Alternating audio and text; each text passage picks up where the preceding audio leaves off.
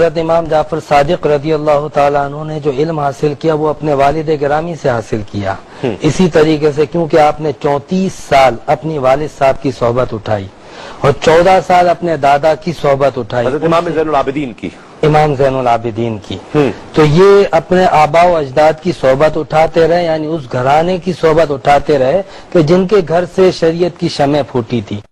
اس وجہ سے ان کے اندر جو علمی صلاحیت ہوا کرتی تھی, کمالات ہوتے تھے. آپ دیکھیں امام جعفر صادق رضی اللہ تعالیٰ عنہ وہ شخصیت ہیں, وہ باکمال شخصیت ہیں کہ ایک طرف تصوف کے بڑے بڑے صوفیاء آپ کا تذکرہ کرتے ہیں تصوف کے حوالے سے, یعنی آپ نے علم و معرفت کی وہ باتیں بتائی ہیں. حضرت داتا گنج بخش آپ کا ذکر کرتے ہیں, حضرت خواجہ غریب نواز اپنی کتاب میں ان کا تذکرہ کرتے ہیں, مولانا روم آپ کا تذکرہ کرتے ہیں. اس طرح بے شمار صوفیاء آپ کا تذکرہ کرتے ہیں.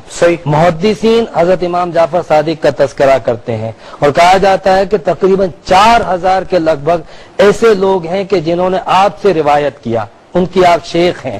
اور یہ بات بھی ہے کہ حضرت امام اعظم ابو حنیفہ رحمۃ اللہ علیہ کے بھی علم حدیث میں امام جعفر صادق شیخ رہے ہیں. پھر اسی طریقے سے تقریباً جتنی بھی احادیث کی سنن کی کتاب ہیں, یعنی سنن ابن ماجہ, سنن ترمذی, ابو داؤد, نسائی, ان سب میں آپ نے روایت کیا ہے. یعنی یہ سارے امام جو ہیں وہ ان حدیثوں کے انہوں نے حضرت امام جعفر صادق سے حدیثیں لی ہیں اور ان کی روایتوں کو نقل کیا ہے. پھر اس طریقے سے علم میں آپ دیکھیں فقہ کے اندر آپ کا کیا مقام تھا. امام اعظم ابو حنیفہ رحمۃ اللہ علیہ, ابو حنیفہ کے جن کو سب لوگ امام اعظم مانتے ہیں, اور وہ خود فرماتے ہیں کہ ما رأیت افقہ من جعفر ابن محمد, کہ میں نے جعفر بن محمد سے بڑھ کے کوئی بڑا فقیہ نہیں دیکھا. آپ کبھی پڑھے نا بنی اسرائیل والوں کو, فرعون کی فوجیں پیچھے لگی ہوئی ہیں, آگے دریا آ گیا ہے, جناب موسیٰ علیہ السلام حکم دے رہے ہیں کہ رب نے رستہ بنا دیا, نکلو, لیکن ان کا اعلان ہے کہ چونکہ ہم اگرچہ آپ کے ماننے والے ہیں, اگرچہ سارے فرعون کو دشمن جانتے ہیں, پر 12 قبیلے ہیں, آپس میں چونکہ ہماری لڑائی ہے, ایک رستے سے نہیں گزریں گے, ہمیں 12 رستے چاہیے. شدید پیاس لگی ہے اور ان سے کہا گیا کہ ڈنڈا ماریں گے جناب موسیٰ علیہ السلام پتھر پہ, اللہ وہاں سے چشمے نکالے گا, پی لو.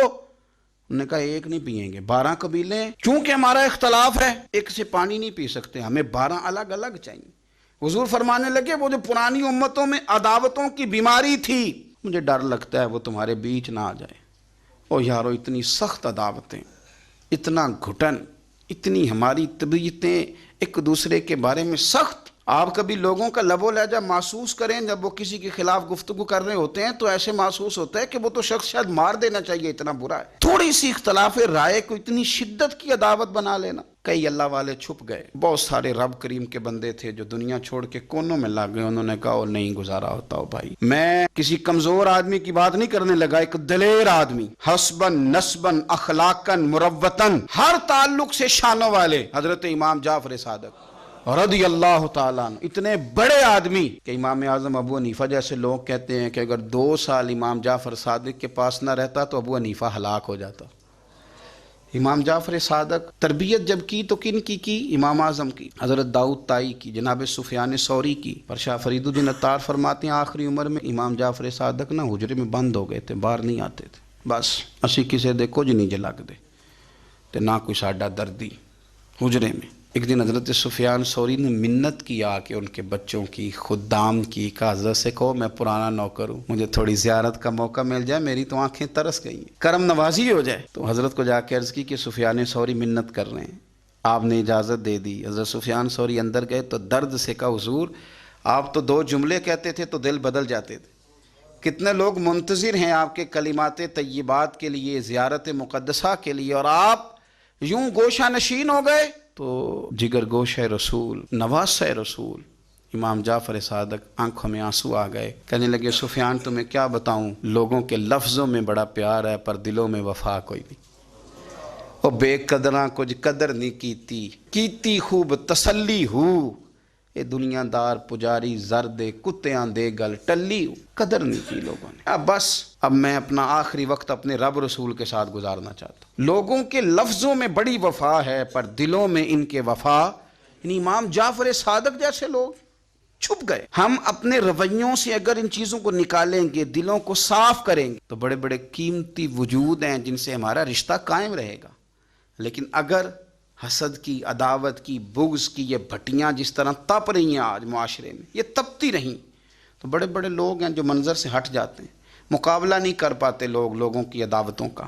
رب کریم کا بندہ صاف دل ہوتا ہے، وہ حسد بغض عداوت کا مقابلہ نہیں کرتا، وہ کونے میں ہو جاتا، وہ کہتے میں اس دوڑ والا نہیں ہوں۔ اور امام جعفر صادق علیہ السلام فرماتے ہیں کہ اللہ تعالیٰ نے حضرت عیسیٰ علیہ السلام کی طرف وحی فرمائی۔ سیدنا امام جعفر صادق فرماتے حضرت عیسیٰ علیہ السلام کی طرف وحی فرمائی۔ حضرت عیسیٰ علیہ السلام نے پوچھا مولا تیری بارگاہ میں کیا تحفہ بھیجوں جو تجھے سب سے زیادہ پسند ہو، کیا تحفہ بھیجوں؟ اللہ پاک نے فرمایا یا عیسیٰ حب لی من عینیک الدموع ومن قلبک الخشوع وکحل عینیک بمیل الحزن۔ فرمایا عیسیٰ اگر میری طرف تحفہ بھیجنا ہے تو اپنی آنکھوں کے آنسوؤں کا تحفہ بھیج، میرے پاس سب کچھ ہے، آنسو نہیں، میرے پاس سب کچھ ہے مگر ناندب اور شرمندگی کے، ندامت اور شرمندگی کے آنسو نہیں، مجھے اپنی آنکھوں کے آنسوؤں کا تحفہ بھیج اور اپنے دل کے خشوع اور رقت کا تحفہ بھیج، جو خشوع اور خضوع ہے اس کا تحفہ بھیج۔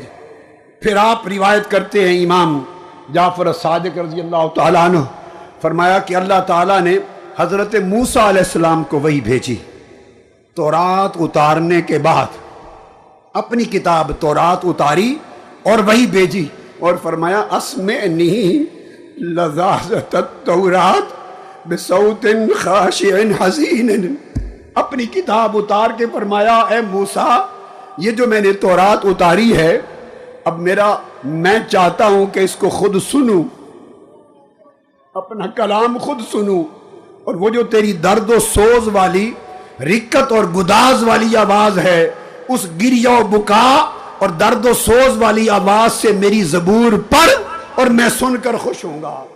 تو رب اپنا کلام بھی گریہ و گداز کے ساتھ سن کر خوش ہوتا ہے، اپنا کلام اس آواز کے ساتھ سن کر خوش ہوتا ہے۔ حاضرین محترم، خلاصہ کلام یہ ہے کہ ہماری زندگی کے یہ دن جو لمحے ہم کو نصیب ہیں یہ مستعار زندگی ہے، ہم میں سے کوئی اس زندگی کے دنوں کا مالک نہیں۔ یہ ایام الیالی، یہ صبح و شام، یہ لمحات زندگی یہ ادھار ہے، اور ایسا ادھار ہے سن لو جس کے بارے میں کچھ خبر نہیں کہ مالک کب واپس مانگ لے۔